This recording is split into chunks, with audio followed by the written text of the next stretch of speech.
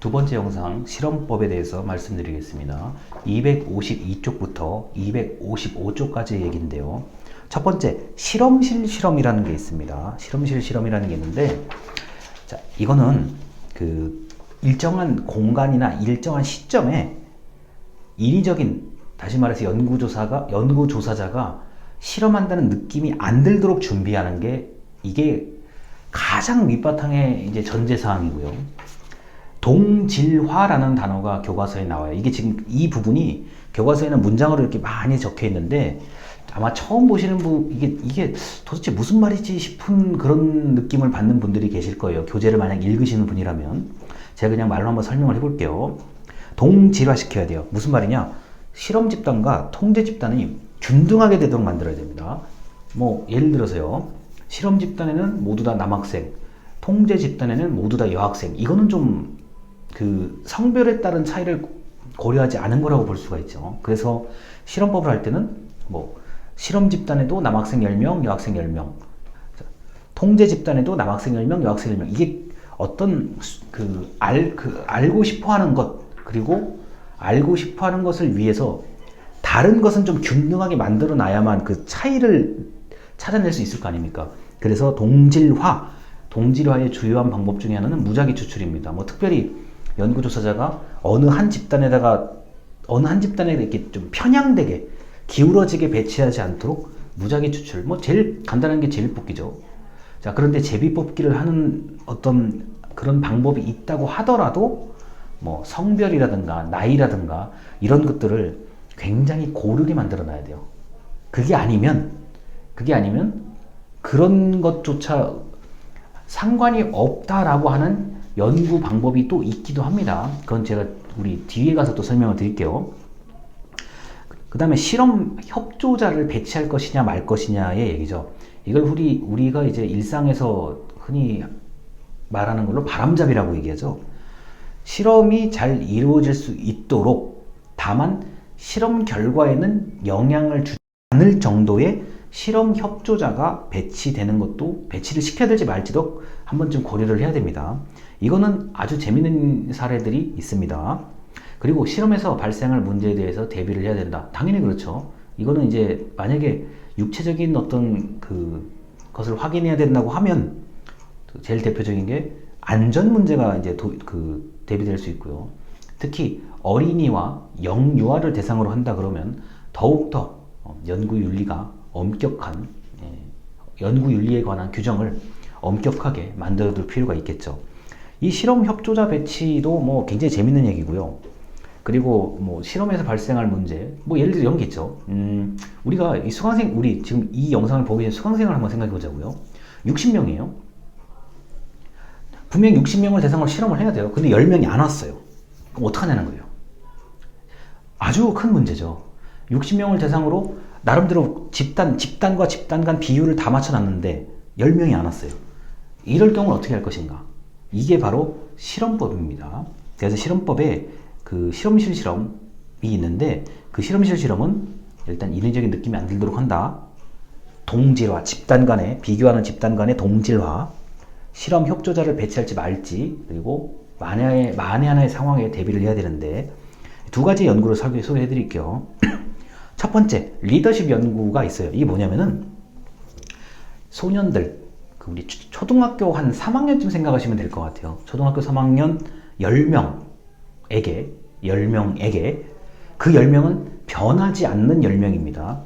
첫 번째, 권위적인 리더십을 발휘하는 선생님에게 교육을 받도록 했어요. 이게 첫 번째입니다. 자, 두 번째, 민주적 리더십을 발휘하는 선생님에게 그 똑같은 소년들을 교육받겠어요. 두 번째입니다. 세 번째, 자유방임적 리더십을 가진 선생님한테 교육을 하도록 했습니다. 이게 세 번째입니다. 리더십의 유형을 3개를 지금 똑같은 10명의 소년들에게 준 거예요. 자, 자극을 준 거죠, 소년들한테요. 대신에 순서에 대한, 유형에 대한 차이가 있죠. 과연 이때 소년들은 어떤 리더십에 가장 긍정적으로 반응할 것인가? 자, 긍정적으로 반응할 것인가를, 자, 아주 저번에 예전 영상에서 말씀드렸던 조작화해야죠. 이 소년들이 그래, 이 똑같은 10명의 소년들에게 리더십 유형 세 가지의 차이를 알고 싶은 거, 이거 좋은 가설이야. 차이가 있을 것이다. 좋은 가설인데, 그렇다고 한다면 그 차이가 있다 없다를 알 수 있게 하는 기준이 뭐냐, 결과값은 뭐냐라고 물었을 거예요. 그래서 이 리더십 연구는 결과는 제가 기억이 잘 안 나는데요. 결과보다 이거는 지금 방법이 중요하다는 얘기입니다. 똑같은 10명의 소년에게 권위, 민주, 자유, 방임적인 리더십을 각각 적용했을 때 그 차이, 소년들이 어느 리더십에 더 긍정적으로 반응하는지 차이를 알고 싶다. 차이가 있을 것이다. 이게 가설이에요. 차이가 있을 것이다. 가설을 두고 한 번쯤 실험을 해보는 거죠. 그런데 이때 리더십을 발휘하는 선생님들에게 생각보다 의외로 많은 훈련을 해야 됩니다. 이게 어떤 사람은 길게 얘기하고 어떤 사람은 짧게 얘기하고 뭐 이런 거 안 되고요. 똑같이 어쩌면 대본 우리가 소년들을 다루는 그 어떤 말투 같은 게 있지 않습니까? 말투까지도 최대한 맞춰야 될 거예요. 이게 그렇지 않고서 뭐 어떤 사람은 뭐 어떤 예를 들어서요, 권위적인 리더십을 가진 사람은 뭐 1시간 동안 막 뭐 자기 마음대로 얘기하고, 자유방임적인 리더십을 가진 사람은 1시간 동안 뭐 알아서 하세요, 아무 말도 안 하고 있고, 이거는 다소 그 연구의 어떤 논리성, 체계성에 문제가 있을 수 있기 때문에 리더십 유형이 분명히 세 개가 다르겠지만 여기에 관련된 뭐 시간이라든가 말투라든가 뭐 어떤 대화, 뭐 이런 상황, 이런 거는 거의 비슷하게 만들어야 될 거예요. 그래야만 리더십의 유형에 따라 차이가 있을 것이다라는 가설을 정확하게 검증할 수가 있기 때문에 그렇죠. 만약에 그 차이를 검증하기 전에 다른 부분에서 차이가 많이 나타난다 그러면 이게 결과값이 혼동되는 그런 일들이 있을 수가 있기 때문에 그렇습니다. 약간 이게 제가 말로 하기가 좀 어려운 부분이 있어요. 왜냐면 실험법은, 특히 실험실 실험은 옆에서 봐야 돼요. 여러분과 저같이 연구조사자인 사람이 같이 봐야 돼요. 그러면 이거 이해하기가 굉장히 쉬워져요. 그리고 옆에서 보는 여러분들도 흥미를 가질 수가 있어요. 정말 그럴까? 내가 평소에 특히나 관심을 가지고 있었던 주제인데 정말 그럴까? 이거는 그래서 말로 설명하기가 조금 그 생동감이 떨어지는 좀 부분이 있습니다. 자, 수직선 연구인데요. 이게 여러분 이미 알고 있는 거예요. 자, 한번 이거 볼게요. 자, 요건데요. 자, 이게 애쉬의 수능 실험이라고, 아마 순응 실험이라고 이렇게 돼 있을 겁니다. 자, 이렇게 돼 있어요. 카드를 한 장 줘요. 이 선 지금 직선입니다. 이 선, 이걸 보여줘요. 이걸 보여주고, 그 다음에 두 번째 카드를 보여줍니다. 자, 지금 카드라고 생각하세요. 자, 이 원래 색깔은 다 똑같은 색깔입니다. 제가 지금 편의상 색깔을 다르게 했습니다. 여러분, 카드 두 장을 봤다고 생각하세요. 이 검은색 선하고 뭐가 같을 것 같아요? 어떤 선의 길이가 같아요? 제가 일부러 이렇게 놓은 거예요. 검은색과 검은 선의 길이는 정확히 같습니다. 제가 자로 일일이 대서 이걸 보여드리려고 한 건데, 자, 이거 아마 한 번쯤 이 실험은 어디선가 보셨을 거예요.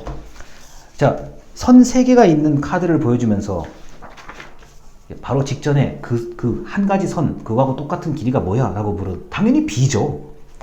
이거 뭐 얘기할 게 더 있어요. 당연히 B죠. 이 색깔 원래 같은 겁니다. 제가 일부러 이렇게 표시를 한 거예요.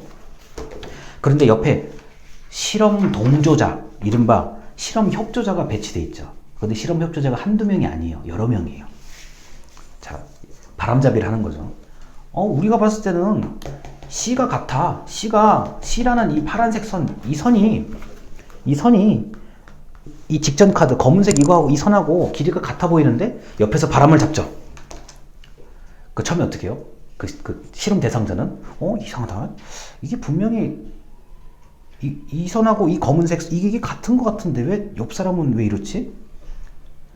한 사람이 얘기했을 때, 한 사람의 실험 협조자가 이야기했을 때 긴가민가합니다. 슬슬. 2명의 실험 협조자가 얘기했을 때 그래, 내가 틀릴 수도 있는 거 아니야? 3명, 4명 실험 협조자는 연구 조사자하고 짜고 가는 거예요. 짜고 하는 거예요, 지금요. 그럼 어떻게 됩니까? 실험 동조자 옆에서 아니야. 이 선은 이거 C하고 같아. 이렇게 얘기하는 사람이 많으면 많을수록 이 사실을 모르고 있는 실험자, 실험 대상자는 그래, 그런가 보다. 틀렸는데도 그러니까 자신이 확신했던 것을 바꾸면서까지 옆 사람들에게 동조하려고 한다는 것을 밝혀낸 실험이에요. 근데 이거요, 지금 우리가 첫 영상에 보면은 아이디어라는 얘기를 제가 한 2번쯤 언급을 드렸어요. 이거 솔직히 이거 돈 얼마 들겠어요?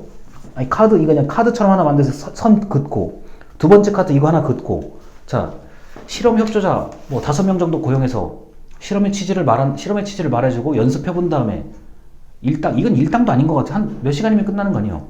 그 일당 주고, 뭐 예를 들어서 저 같은 사람 뭐 밥도 사주고 뭐도 사줄 것 같아요. 저라는 사람. 아니, 제가 이 연구를 했다면요, 돈 얼마 들어요? 이게 돈이 사실 거의 안 드는 실험이잖아요. 이 실험은요, 돈이 안 드는 실험이면서도, 자, 수능 실험. 옆에서 그렇구나 하면 나의 생각이나 신념을 바꿀 수 있다는 걸 보여주는 실험이에요. 이거는 완전 아이디어 싸움에서 최고의 수준의 법을 보여준 거예요. 많은 사람들에게. 이게 다른 사람들 막 1년씩 10년씩 걸리는 연구인데, 이걸 지금 저 주장해서 입증하신 이런 애쉬라는 이런 학자들 같은 경우는 카드 2장 가지고 사람을 나쁘게 말하면 바보 만든 거죠.